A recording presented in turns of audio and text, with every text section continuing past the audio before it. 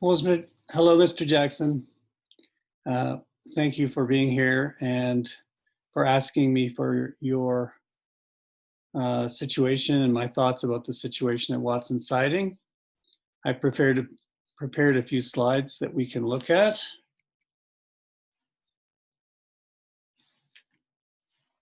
Sorry about that. Okay, so we have to act now. We've already acted, and that's been a good thing. Put in a call to 911 just in case they hadn't heard before about the derailment at Watson Siding, and asked for fire ambulance response. So we can rest easy that that's in progress. And also you've made a call to the Transcontinental Railways emergency response team and alerted them, just in case they didn't know already. So we've covered that. And now we have a little more time to think about the situation. Well, one thing I did was look up an organization chart, and as you can see, this is a small part of the Transcontinental Railway's total organization. Your boss, Mr. Bagley, a division superintendent, two of his subdivision superintendents, yourself, and Mr. Atkins at Westport, and Baxter, who I believe reports to Mr. Atkins at Westport, who's a yard master at Daggett.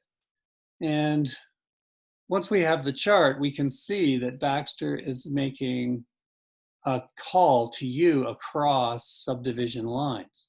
He's not only calling up a level in the authority chain, he's going across the subdivision lines, and that's a difficult thing to do.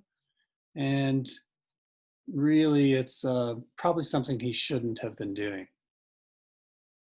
We don't know who else Baxter has called. He might have called Mr. Atkins, and he definitely found Mr. Bagley was out of town. He may have called other people. We just know that he probably shouldn't have made this call across company lines. Now here's an analysis of the bureaucracy, company culture, and communication elements of this situation that we're in. So in terms of bureaucracy, the Transcontinental Railways company is a large bureaucracy. Transcontinental operations, many geographic areas. It has to have a lot of rules for how it operates, and we understand that. But perhaps the rules about sending equipment across geographic lines without written authorization, maybe those at times are going to slow down reactions, and that's something that we could look into. Mr. Bagley should have delegated his division superintendent responsibilities to someone before he left town. Maybe he did, and we just don't know if that happened, but there should be clarity in who is the division superintendent when we can't reach Mr. Bagley. So those are things to think about in terms of bureaucracy. In terms of company culture, Transcontinental Railways has been punitive in the past with yourself, and we know that you were suspended for a month some years ago. And we don't know if the company culture has changed in the interim. If it hasn't changed, perhaps that's something to look at. The punitive nature of a culture like that makes people slow to react and very cautious. And sometimes caution is a good thing, and sometimes being too cautious leads to more problems. So we do need to look at company culture, and we do know that you still feel that there's a danger that if you violated this company rule, you would be punished again. So as a division superintendent, you are a senior person, and if you feel that way, it seems to be a part of the company culture. In terms of communication, Baxter did make several mistakes. I alluded to one already, calling across subdivision lines. Also, the way he asked you for your help seemed to be a bit pushing a little bit hard. And when he called, he didn't say who he was right off the start of the call. He didn't say give you the details of the case or the facts of the situation. And he just said, there's been a derailment, and can you please send over your crane so that we can clear the tracks? And he needs to learn how to communicate with others in order to get their help more easily, and especially how to communicate with those who are higher in the hierarchy and who are not in his direct chain of command.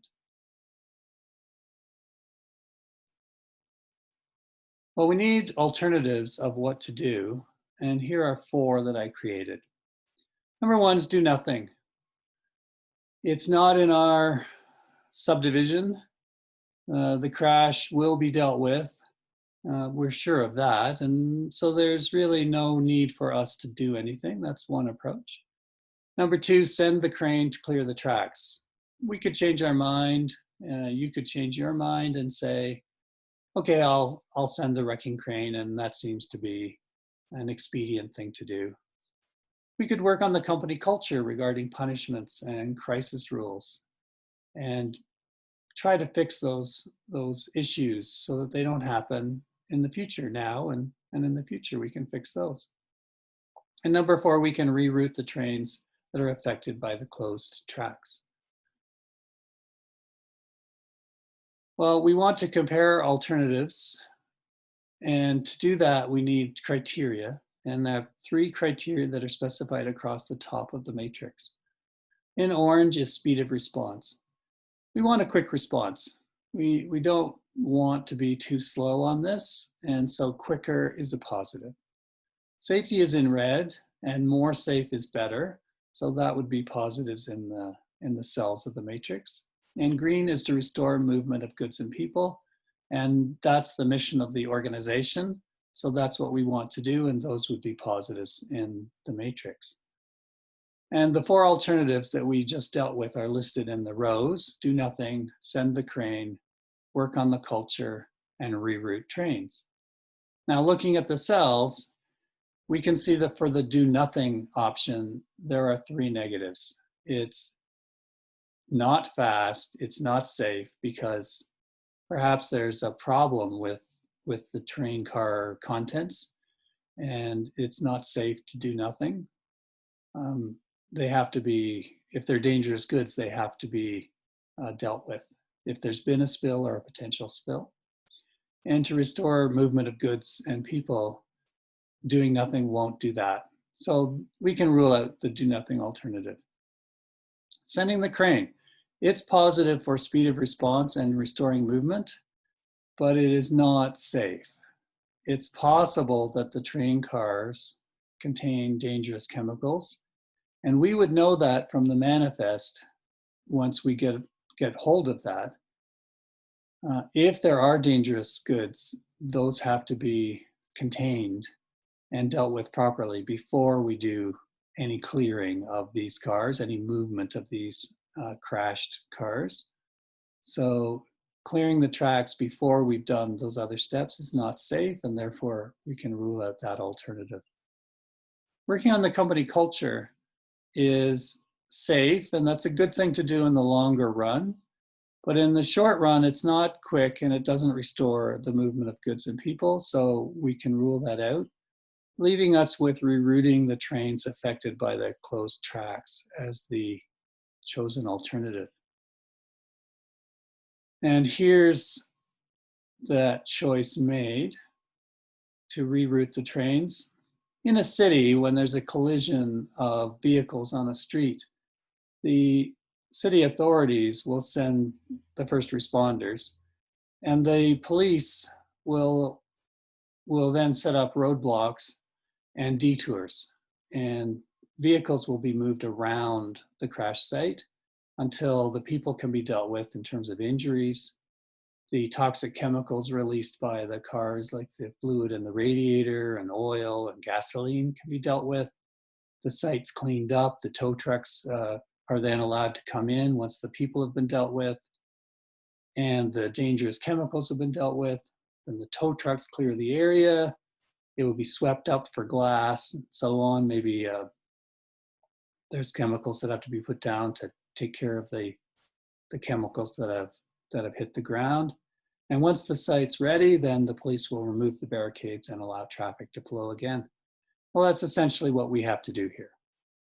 So we have to reroute trains. We have to set up the barricades basically and say no trains past these points and send them on alternate journeys around the Watson Siding derailment site to restore the movement of goods and people.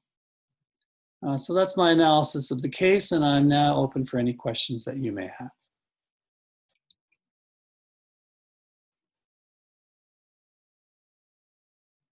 So I'm going to now stop the recording.